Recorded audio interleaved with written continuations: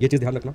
यूआर की अगर मैं बात करूँ तो मुझे ऐसा लगता है कि 135 से लेकर 145 के आसपास कट ऑफ आपको देखने के लिए मिलेगी, 135 से लेकर 145, उससे जी उससे कम आपको देखने के लिए नहीं मिलेगी। इतनी तो कम से कम आपको कट ऑफ देखने के लिए मिलेगी ही मिलेगी। इस बात की तो 100% आपने भी उम्मीद लगा रखी होगी, क्योंकि नंबर ऑफ वैकेंसीज कम है। एस्पिरेंट्स ऐसा नहीं है कि देने के लिए भी 1800 ही गए हैं पेपर, ऐसा नहीं है, अच्छा खासा बच्चा पेपर दे के आया है। इसके बाद ओबीसी के अगर हम देखें, जैसे कि आपने देखा कि भाई इस बार सीजीएल के अंदर उसके बेसिस पर अगर आप देखें तो मैं ज़्यादा कम नहीं करूंगा, मैं इसको 132 से लेकर 142 तक ले जाऊंगा, 142 तक। मैंने तीन नंबर यहाँ पर कम किया है, ज़्यादा कम नहीं किया, क्योंकि कम ही उम्मीद है कि ज़्यादा डिफरेंस आपको देखने के लिए मिलेगा। वो 1-2 नंबर का डिफरेंस ही देखने को मिल रहा है, ज़्यादा है नहीं। जी, इसके अलावा यहाँ पर भी 3 नंबर कम कर देते हैं, चलिए 3 की जगह 4 कम कर देता हूँ, 128 से लेकर मुझे ऐसा लगता है 138 के आसपास आपको देखने के लिए मिलेगी ईडब्ल्यूएस की कट ऑफ। और मैं 100% श्योरिटी पे कह सकता हूँ कि अगर वो 8 गुना या 9 गुना भी बुलाएगा, 10 गुना भी बुलाएगा, तब भी इतने ही नंबर सेफ होंगे आपके, ठीक है। बट हाँ, ये नहीं है कि अगर आपके 134 है तो भी आप खुद को मान रहे हैं, इसके बीच में अगर आप आ रहे हैं, वेरी कर रहे हैं, तो हाँ अच्छे चांसेस हैं आपके, आपके प्रतिशत चांसेस हैं। एससी की अगर हम बात करें, पहले वो साल गए, वो पुराने जमाने चले गए जब लोग बोलते थे 90 नंबर मेरे बन रहे हैं, मेरा एससी में हो जाएगा, और मेरे 65 बन रहे हैं, मैं तो एसटी में क्वालिफाई कर जाऊंगा, नहीं कर पाएंगे। सर यहाँ ज़्यादा नहीं, मैं ये बोलूंगा कि 120 से लेकर अगर 130 के आसपास आपके नंबर बन रहे हैं तो आपकी उम्मीद है। इससे कम में आप ये मान सकते हो कि भाई भगवान अगर मेहरबान हो गया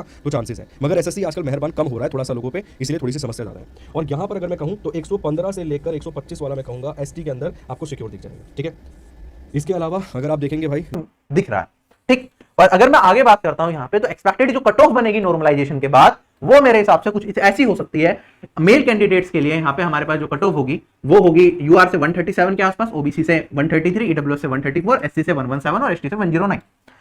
फीमेल कैंडिडेट्स की बात करूं तो अनरिजर्व कैटेगरी से 140, ओबीसी से 135, ईडब्ल्यूएस से 128। अब आप कहोगे सर ईडब्ल्यूएस से कम कैसे हो गया, इतना ज्यादा कट ऑफ इतनी कम क्यों आएगी? क्योंकि ईडब्ल्यूएस की इस बार फीमेल की वैकेंसी कंपैरेटिवली बेटर है, ठीक है। अगर मैं बात करता हूं एससी कैटेगरी से इतनी और एसटी कैटेगरी से मेरे हिसाब से लगभग ऐसे कुछ कट ऑफ हो सकता है देखने को मिले, ठीक। तो ये सीपीओ का एनालिसिस था पूरा का पूरा, जिसमें मैंने सारी चीज आपको बता दी। आप अपनी तैयारी अच्छे तरीके से करें। आपको मेंस देने जाना है 22 दिसंबर को, उससे पहले आपका पीईटी भी होगा, तो रिजल्ट एसएससी जल्द ही कभी भी दे। पे आप ये समझो कि मेल और फीमेल की कट ऑफ में 10 नंबर का आप गैप लेके चलो, इतना गैप आपका रहेगा। आप प्रीवियस ईयर की जो कट ऑफ है उनको उठा के देख सकते हैं, ठीक है।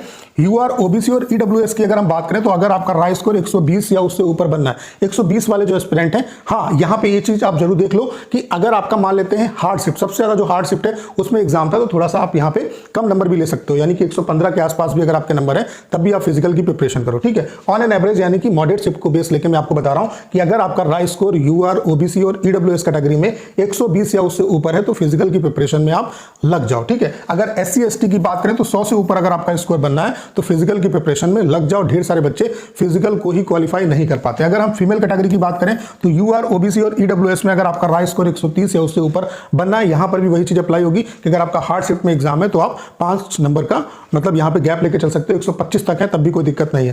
तो ऑन एन एवरेज अगर हम बात करें तो 130 या उससे ऊपर स्कोर अगर फीमेल कैटेगरी में है तो आप फिजिकल की प्रिपरेशन में लग जाओ। बाकी एससी एसटी वाले जो बच्चे हैं वो 110 या उससे ऊपर अगर उनका स्कोर है तो आप फिजिकल की प्रिपरेशन में लग जाइए, क्योंकि फिजिकल यहाँ पे बहुत टफ होता है। अब बात कर लेते हैं उस पॉइंट पे, इसका तो आपको आंसर मिल गया होगा कि सेफ राय स्कोर आपके लिए क्या रहना चाहिए ताकि आप फिजिकल की प्रिपरेशन में लग जाओ। तो अगर आपका इतना राय स्कोर बनना है तो फिजिकल की प्रिपरेशन आपको करनी चाहिए, बहुत ज्यादा आपको टाइम नहीं मिलेगा। अब यहाँ पे सिलेक्शन लेना आसान क्यों है उस चीज को जरा समझो। इसको मैं आपको 2022 के सिनेरियो से समझाता हूँ। 2022 में जो वैकेंसी थी मेल कैटेगरी कैसा आएगा 120 से 122 के बीच में, और फीमेल का आएगा 125 से 130 के बीच में। ये कब होगा? ये तब होगा जब हमारा एसएससी 16 गुना बच्चे बुला रहा है, यानी कि 27,000 बच्चे बुला रहा है। उस केस में आपका कट ऑफ इतना जाना है मेल का और इतना फीमेल का। बाकी कैटेगरीज भी मैंने लिखी हैं जो कि आपको मेरे टेलीग्राम पे पूरी पीडीएफ मिल जाएगी, ठीक।